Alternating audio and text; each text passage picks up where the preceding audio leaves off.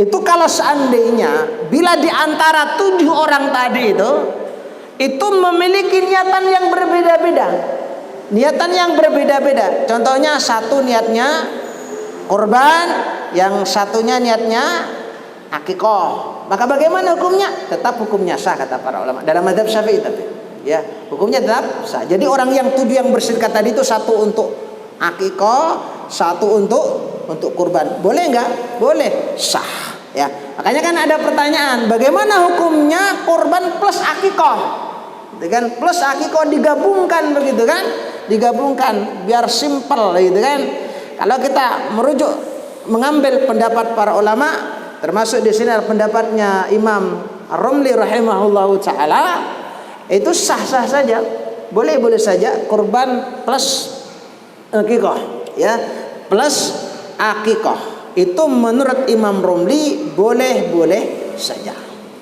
Tetapi menurut saya baca itu menurut Ibnu Hajar Al-Asqalani rahimahullahu taala, bila berkorban waktunya bila berkorban waktu korban itu, artinya begini, kalau waktunya itu bersamaan antara kurban dengan akikoh, maka ikhwan sekalian cukup kita niatkan kurban saja maka akikohnya dapat.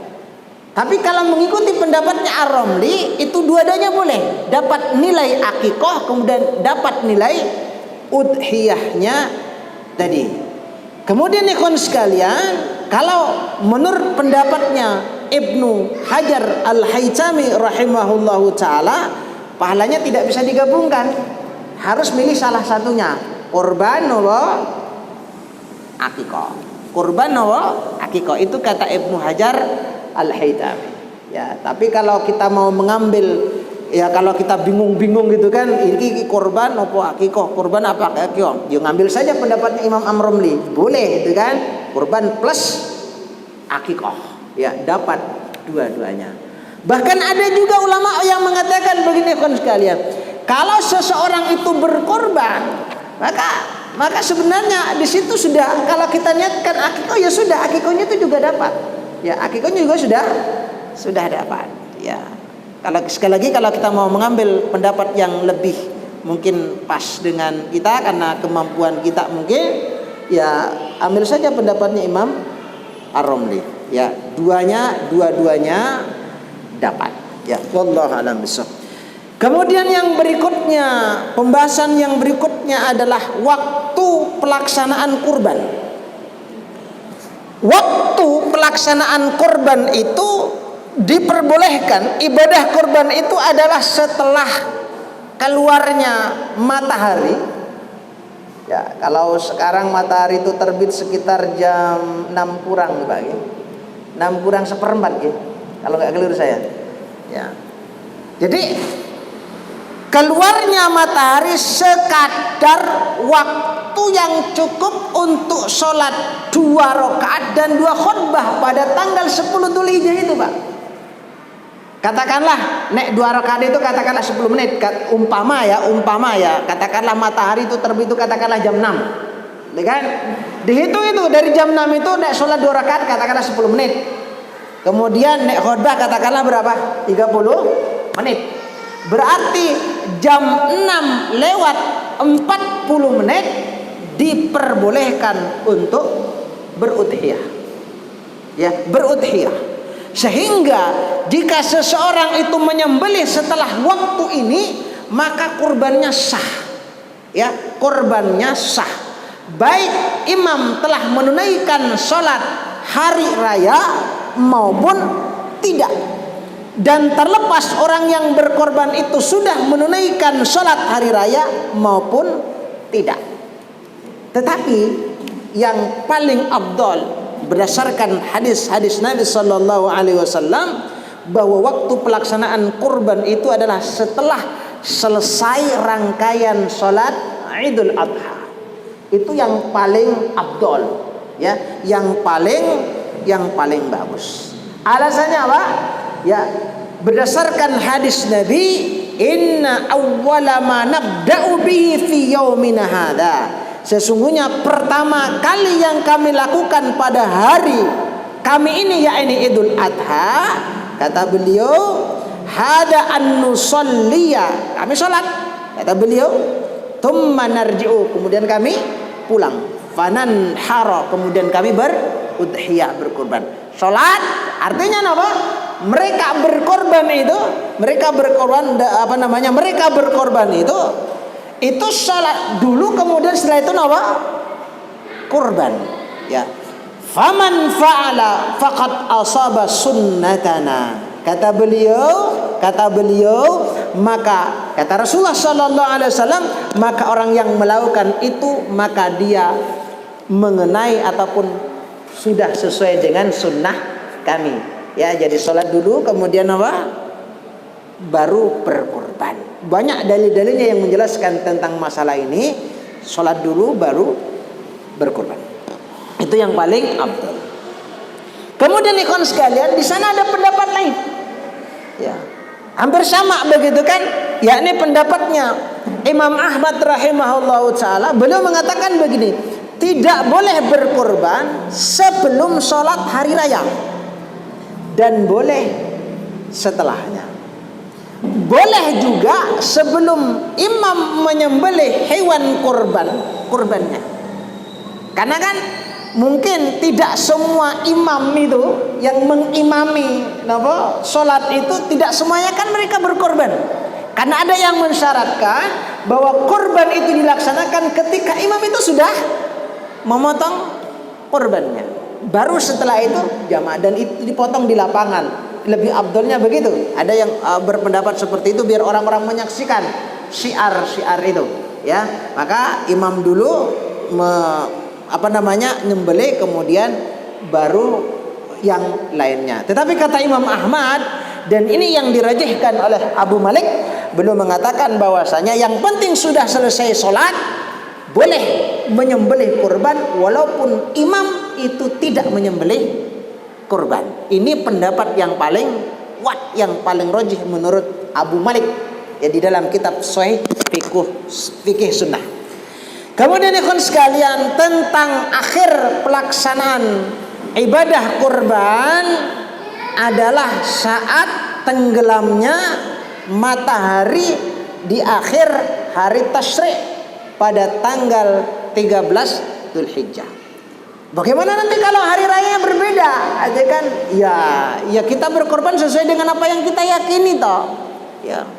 Jangan milih yang kurban hari rayanya ikut ini tapi nyembelihnya ikut anak kan begitu kan? Nggak bisa begitu gitu kan.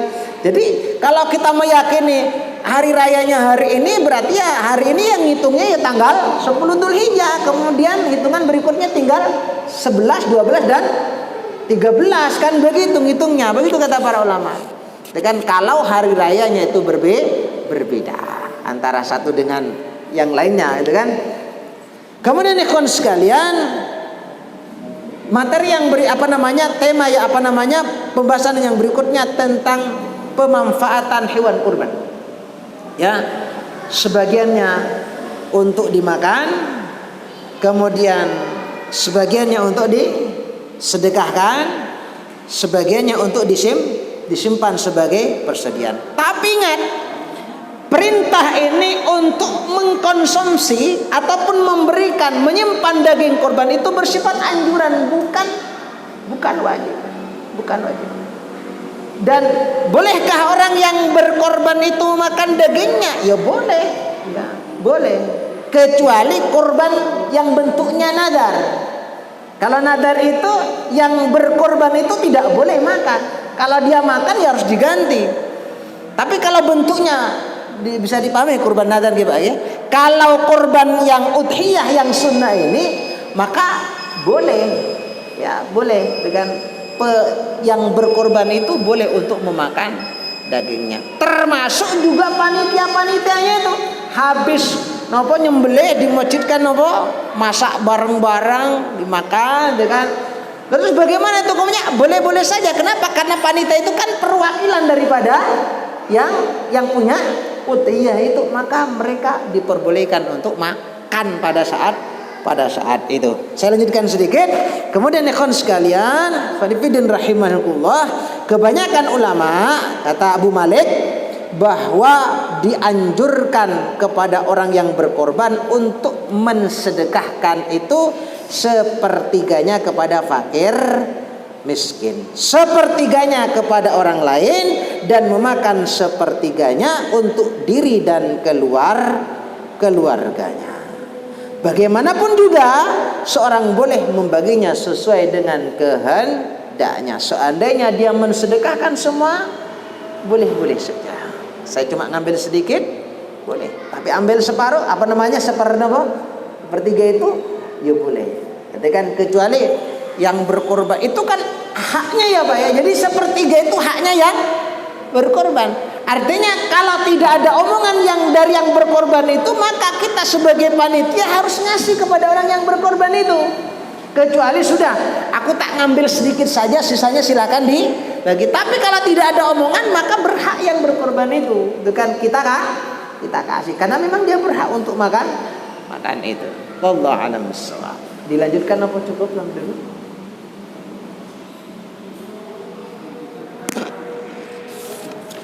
Materinya sudah beda.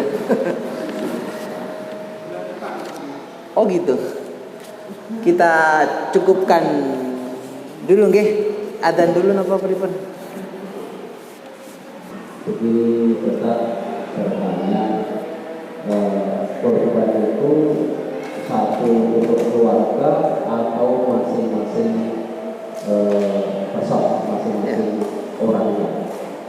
Yang kedua, pertanyaan saya, ketika orang di luar Islam ingin berkorban, tetapi kan tidak termasuk sah karena bukan orang Muslim, tapi memaksakan diri untuk berkorban untuk orang Islam, diikutkan dalam bendera dan berkorban. Apakah ini sah atau tidak? Ya. Demikian yang dapat saya sampaikan. Terima kasih. Assalamualaikum warahmatullahi wabarakatuh. Iya. Yang pertama tentang berkorban satu kambing, apakah satu orang gitu ya, satu keluarga nggih. Jadi begini kan sekalian, kalau dalam satu keluarga itu mau berkorban, biar nanti pahalanya itu dapat semuanya, maka hendaklah diniatkan ikut semuanya. Suaminya berkorban, maka semuanya diikutkan niatnya. Kalau jenengan berkorban tapi jenengan cuma niat sendiri, maka istri nggak dapat nanti. Maka niatkan itu anak-anaknya, istrinya, ya siapa yang berada di bawah jenengan, niatkan semuanya untuk ikut, maka dapat pahala. Tapi kalau tidak diniatkan, maka mereka tidak dapat. Kemudian yang kedua, tentang masalah orang selain Islam berkurban, sahkah? Sah, tapi dihitung sembelihan biasa, tapi bukan kurban. Lu gimana mau dihitung kurban? Dia bukan Muslim, tapi dihitung sebagai sembelihan biasa. Wallahu a'lam bishawab. Begitu.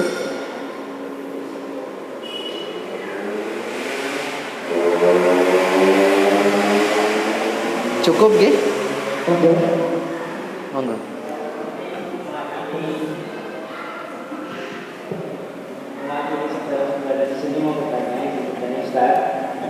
Ini misalkan di pelosok desa ya, ada masyarakat yang ingin berkorban. Nah ini patungan, terus di salah satu warganya ini ternyata orang kafir.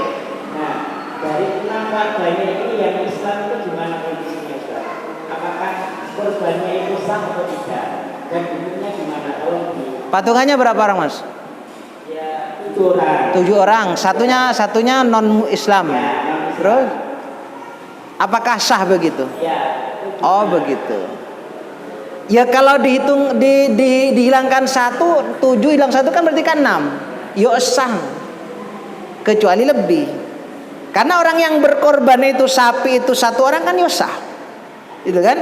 Sapi itu kan 1 orang, sapi itu korban 1 orang berarti kan sah. 2 sah enggak? Sah. Apakah harus 7? Maksimal 7. Tadi kan 7 dikurangi 1 yang non muslimnya, berarti kan tinggal 6. Sah enggak? Ya sah kurbannya. Lah terus bagaimana yang kafir? Ya urusan dia kan, begitu kan, urusan dia. Wallahu a'lam bishawab. Begitu? Cukup nggih? Cukup. Masih ada waktu, masih 6 menit. Masih ada waktu 6 menit.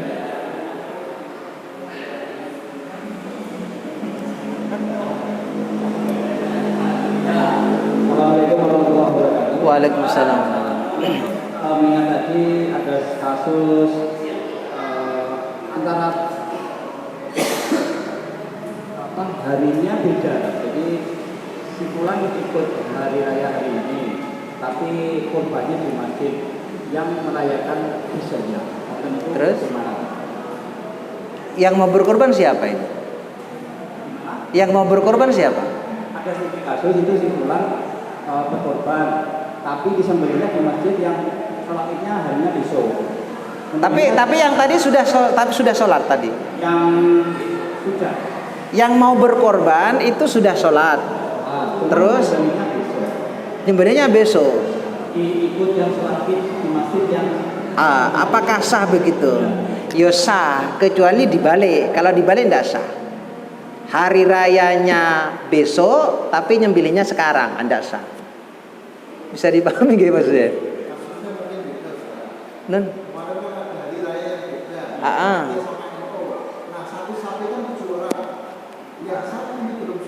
Iya betul. Iya. Iya. Untuk keluar daripada perselisihan itu, yang satu orang itu lebih baik mengalah. Mengalah kurbannya belakangan. Kan lebih aman toh daripada tengkar. Karena nanti dikhawatirkan nek ikut duluan, khawatirkan nanti kan dia kan belum sholat toh, ya kan? Belum sholat. Maka memang kasus seperti ini banyak memang di lapangan, dan saya sering ditanya hal seperti ini. Ya jalan tengahnya tadi itu, yo artinya yo legowo lah kan gitu kan, masa sih nunggu besok saja kan begitu kan. Bisa dipahami maksud saya ya. Karena nanti kalau tetap dipaksa, kadangkala itu dia cabut kurbannya. Aku gak jadi kurban, itu kan akhirnya panitia kan kalang kabut nanti, itu kan sudah 7 cabut 1, otomatis kan kurang nanti uangnya kan. Itu yang bermasalah nanti. Maka lebih baiknya yo untuk jalan keluarnya ya silakan kurban yang belakangan. Kan itu kan ya nek kurban belakangan kan sah toh, kan itu kan daripada kurban di awal. Itu solusinya yang saya pahami. Tapi mungkin Ustaz Far punya solusi.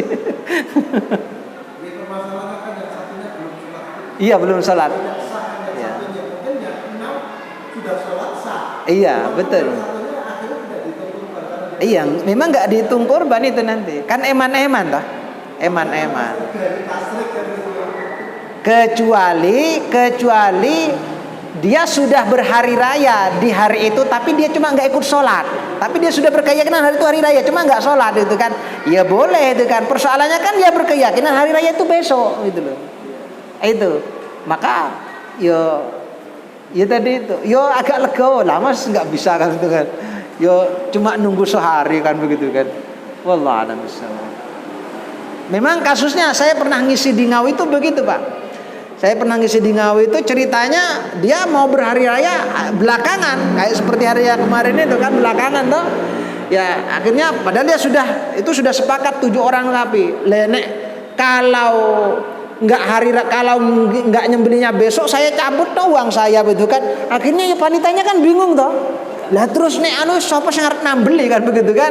Ya akhirnya ya sudahlah mengalah saja kan itu kan. Ya besok saja itu lebih aman. Ngoten nggih Pak nggih. Demikian yang bisa saya sampaikan. Masih ada sebenarnya materinya, tapi karena waktunya sudah habis, mudah-mudahan bisa memberikan manfaat. Wabillahi taufiq wal hidayah. Wassalamualaikum warahmatullahi wabarakatuh. Menginjak acara yang terakhir yaitu acara penutup, maka sebelumnya saya doakan mudah-mudahan semua jemaah jamil nanti insya Allah bisa berkorban semua. Amin ya rabbal alamin. Maka marilah kita tutup ngaji bareng sama pada malam hari ini dengan bacaan hamdalah dan doa kafaratul majlis. Alhamdulillah rabbil alamin. Subhanallahumma wa bihamdika asyhadu an la ilaha illa anta astaghfiruka wa atubu ilaik. Wassalamu alaikum warahmatullahi